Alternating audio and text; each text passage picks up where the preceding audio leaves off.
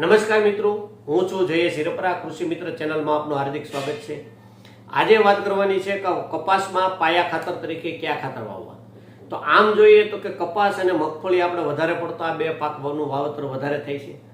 મગફળીમાં આપણે આગલા વિડીયોમાં વાત કરી હતી કે એમાં સિમ્બિકુળની વનસ્પતિ છે, એટલે નાઇટ્રોજનની ગાંઠ હોય છે, એટલે નાઇટ્રોજનની જરૂરિયાત ઓછી પડે છે. કપાસ જે છે એમાં નાઇટ્રોજનની જરૂરિયાત વધારે હોય છે, ફોસ્ફરસની પણ હોય છે, પોટાશની હોય છે, મેગ્નેશિયમની હોય છે, આ વધારે હોય છે. જ્યારે મગફળી છે એમાં ફેરસની જરૂરિયાત વધારે હોય છે, કપાસ છે એમાં ઝીંક અને મેગ્નેશિયમની જરૂરિયાત વધારે હોય છે. એટલે જ્યારે આપણે કપાસનો અને મગફળીનો ખાતરનો ડોઝ પાયાનો અથવા ડોઝ તરીકે બનાવતા હોય તો ખાસ પાકને ધ્યાનમાં રાખવું. બીજું કે અત્યારે કોઈ જો આપણે જમીનના રિપોર્ટ કરાવેલા હોય અને રિપોર્ટ પ્રમાણે જો ખાતર આપણે આપવામાં આવે તો ઉત્પાદનમાં સારું એવો આપણને ફાયદો થાય છે. જો શક્ય હોય તો ઉનાળે આપણે જમીનનો એકવાર રિપોર્ટ કરાવી લેવો. રિપોર્ટ કરાવ્યા પછી જ આપણે જો ખાતરનું આયોજન કરીએ તો આપણને એમાં થોડોક ખર્ચમાં બચી શકાય કે આડાવડું ખાતર નાખી ન શકાય. ઘણી વખત એવું હોય કે જમીનમાં આપણે પોટાશનું પ્રમાણ વધારે હોય તો પોટાશનું બંધ કરી અને પોટાશના બેક્ટેરિયા આપણે આપી શકીએ. હવે કપાસમાં જ્યારે પાયાની ખાતરની વાત આવે તો ડીએપી અથવા 12-32-16 છે, એક એકરે 25 કિલોની ભલામણ છે. ત્યાર પછી 4 થી 5 કિલો ઝીંક સલ્ફેટ જે આવે છે 33-15 વાળું અથવા 21-10 વાળું, એ પણ 4 થી 5 કિલોની એક એકરે ભલામણ છે.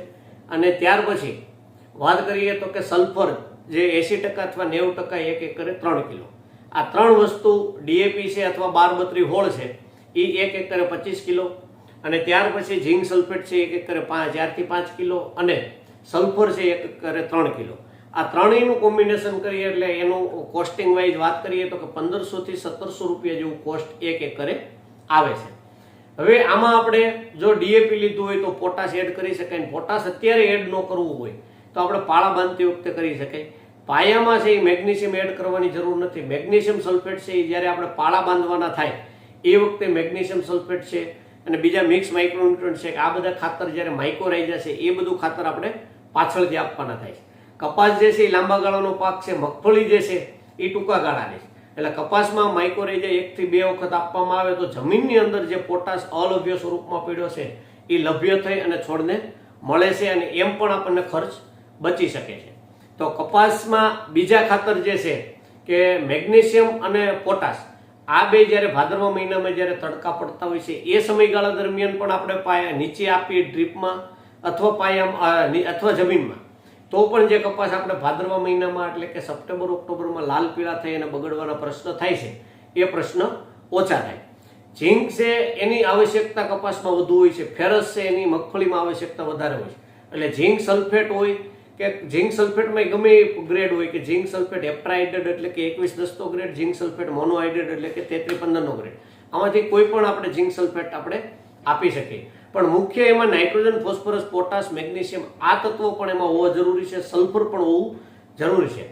જો આવી રીતે, અને બીજું કે ડ્રીપ ઉપર જો કપાસ વાવતા હોય તો એના ડ્રીપના શેડ્યુલ પ્રમાણે આપણે શરૂઆતમાં 19-19 અથવા 12 આપણે ચડાવી અને પણ સારું એવું પરિણામ મેળવી શકીએ.